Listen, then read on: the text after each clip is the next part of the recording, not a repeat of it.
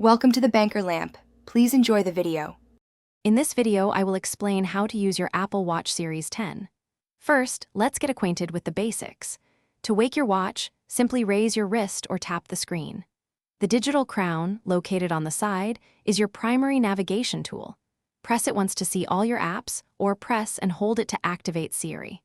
The side button below it brings up your dock of frequently used apps and allows you to access emergency services. It's quite intuitive once you get the hang of it.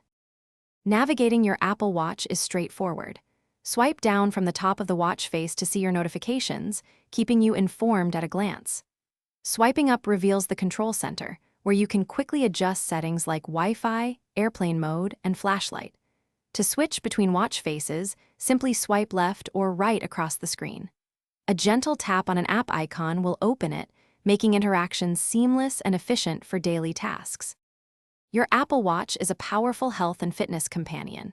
It tracks your daily activity with 3 rings: move, exercise, and stand, encouraging you to stay active.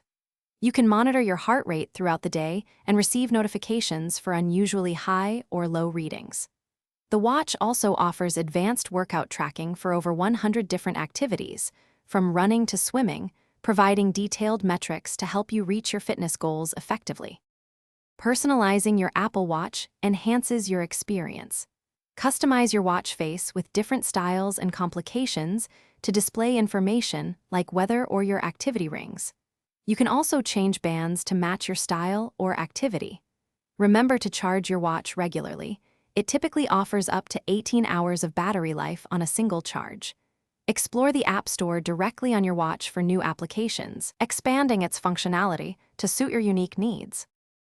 Thanks for watching. If this was helpful, leave a like and consider subscribing. See you next time.